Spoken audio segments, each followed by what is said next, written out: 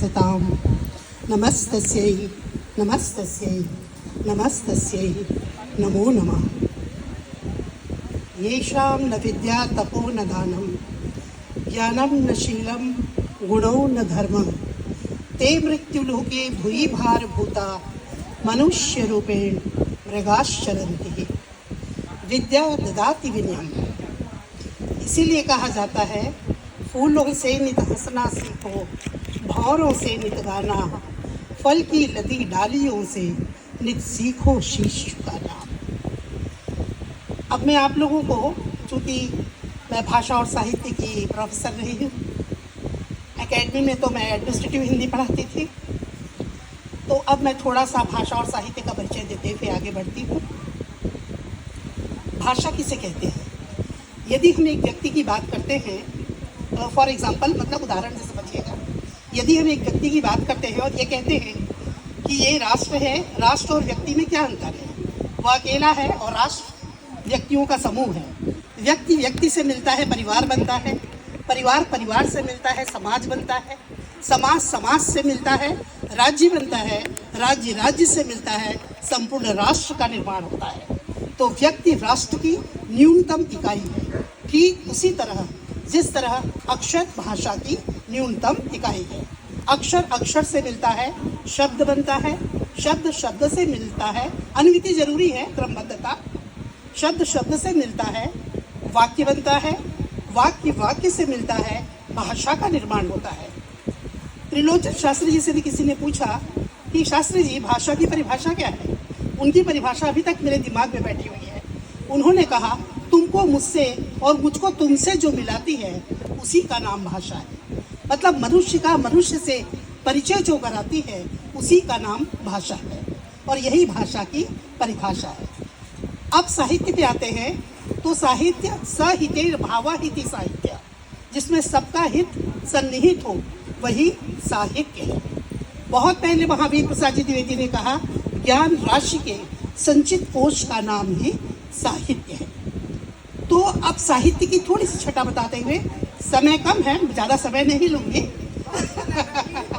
तो साहित्य की यह परिभाषा उन्होंने तब बताई थी, आज से काफ़ी पहले।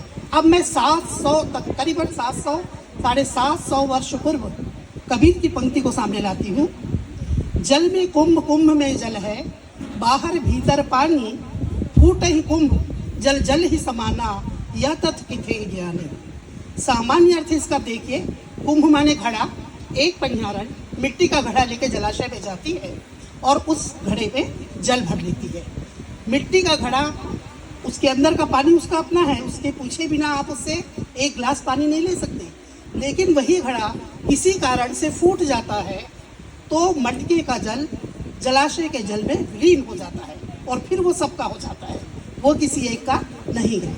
इसको अन्योक्ति में वो कहते हैं कि माया रूपी परिहारन जब शरीर रूपी मटके को लेकर परमात्मा रूपी जलाशय में जाती है और आत्मा रूपी जल भर लेती है। शरीर रूपी मिट्टी का मटका जब फूट जाता है तो आत्मा रूपी जल परमात्मा रूपी जल में विलीन हो जाता है। इसी को प्रसाद कहते हैं। हिमगिरी के उत्तुंग शिखर पर बैठ शिला की शीतल छां, एक पुरुष भीगे नैनों से देख रहा था प्रलय प्रवाह। ऊपर हिम था, नीचे जल था, एक तरल था, एक सघन, एक तत्व की ही प्रधानता, कहो उसे जड़िया चेतन। बर्फ है, पिघल गया तो पानी बन गया, पानी है तो जम गया तो बर्फ बन गया। चीज़ तो एक ही है। अद्वैतवाद के स्थापना वो करते हैं। थोड़ी थोड़ी सी बातें करते हुए मैं आगे बढ़ती हूँ। अब सीधे पहुँच जाती हूँ सुभद्रा कुमारी चौहान पे, जिन्होंने झांसी की रानी जैसे नारी वीरांगना के ऊपर जो पहला काव्य लिखा। बहुत जगह महिलाएं जो हैं वो हाशिए में गई हैं, बहुत कुछ लिखा है पर सामने नहीं आया है। कुछ ही लोग हैं जो सामने आ पाए हैं। उनमें चमक उठी सन 57 में वह तलवार पुरानी थी, खूब लड़ी मर्दानी वह तो झांसी वाली रानी थी, के मुख हमने सुनी कहानी थी, तो लड़ी मर्दानी वो तो झांसी वाली रानी थी। और दूसरी उनकी महत्वपूर्ण जो पंक्तियाँ थी, माँ वो कहकर बुला रही थी, मिट्टी खाकर आई थी, क्या कुछ मुख में कुछ लिए हाथ में मुझे खिलाने आई थी। कालांतर में समय बढ़ता गया, और फिर महादेवी जी की उत्पत्ति हुई। महादेवी जी अपने नाम के अनुसार हिंदी साहित्य के छायावाद के सशक्त स्तंभ के रूप में सामने आई। उन्होंने मैं नीर भरी दुख की बदरी या बीन भी हूँ, मैं तुम्हारी रागिनी भी हूँ। जब वो कहती है मेरे हंसते अधर नहीं, जबकि आंसू लड़ियाँ देखो, मेरे गीले पलक छुओ मत, मुरझाई कलियाँ देखो, तो संपूर्ण मानवता के कल्याण की बात वो करती है। शायद बच्चन कभी बोलिए लाइक अब वो तुम लोग बोलोगे, मुझे थोड़ा रन में आगे बढ़ने नहीं, ठीक है। मुझे अभी जो समझ में आ रहा है शैलजा वो बोल लेने दो, फिर उसके बाद मैं आगे बात करूंगी। तो जिस प्रकार महादेवी जी की आपने चर्चा सुनी, सुमित्रा कुमारी चौहान जी की सुनी, अब साहित्य जो है वो वास्तव में इतना विशाल सागर है और साहित्य जीवन के बहुत करीब है। आप कहते हैं कि विज्ञान जो है वो साहित्य से अलग है या विज्ञान में कल्पना नहीं है। आप देखिए सच्चिदानंद हीरानंद वात्स्यायन का नाम सुना होगा, वो फिजिक्स के बहुत अच्छे छात्र थे। उन्होंने भौतिक शास्त्र को अपने साहित्य में ला दिया। जब वो लिखते हैं बाबरा अहेरी, वो प्रिज्म की बात करते हैं। जब वो आसमान को देखते हुए स्पेक्ट्रम की बात करते हैं, वो परावर्तन के नियम की बात करते हैं, वो प्रकाश संश्लेषण की बात करते हैं, और ये सारी चीज़ें साहित्य में आती हैं। वैसे ही आप देखिए, जब भी कोई साइंटिस्ट यदि वृक्ष से गिरते हुए फल को नहीं देखता, वो कल्पना नहीं करता, तो शायद न्यूटन के गति का नियम सामने नहीं आता। गुरुत्वाकर्षण शक्ति की बात करता है, यदि वो चाय की डेगची को नहीं देखता, उसके भाप की शक्ति को नहीं पहचानता। तो कहने का मंतव्य मेरा ये है कि ये सारी चीज़ें जड़ में एक दूसरे से काफ़ी घनिष्ठ रूप से संबंधित है। विज्ञान साहित्य से या साहित्य विज्ञान से या कोई भी विषय जीवन के किसी अंग से अलग नहीं है, क्योंकि मनुष्य ही जीवन है और जीवन में जितनी चीज़ें आ रही हैं वो सब एक दूसरे से काफ़ी हद तक कनेक्टेड है। अब मैं दूसरी बात ये कहना चाहूँगी कि मैथिली शरण गुप्त की बात है।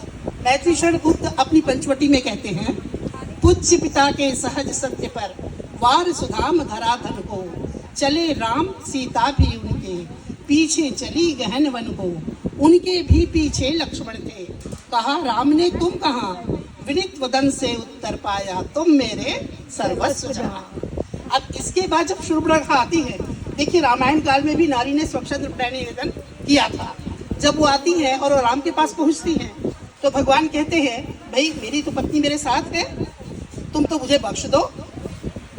तो सीता हंसती है और हंस के कहती है, मुस्काई मिथिलेश नंदिनी, प्रथम देवरानी फिर सो, अंगीकृत है इसी तरह, तुम मांगो कहीं न मेरी मौत, मुझे नित्य दर्शन भरे इनके, तुम करती रहने देना, इसे ही कहते हैं अंगुली पकड़ प्रकोष्ठ पकड़ लेना।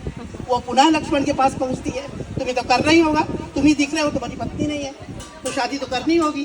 तो लक्ष्मण कहते हैं पाप शांत हो, पाप शांत हो, कि मैं विवाहित हूँ वाले। तो तुरंत वो बोलते हैं किंतु पुरुष क्या नहीं होते हैं दो दो दाराओं वाले।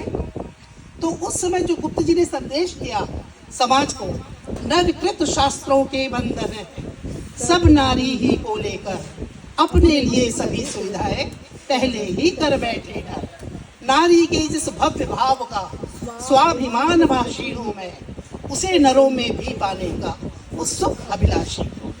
मैं इतना ही कहूँगी कि जो मानवता हित मरता है और जगती हित में जीता है, उसका हर अक्षर रामायण और शब्द शब्द ही गीता है।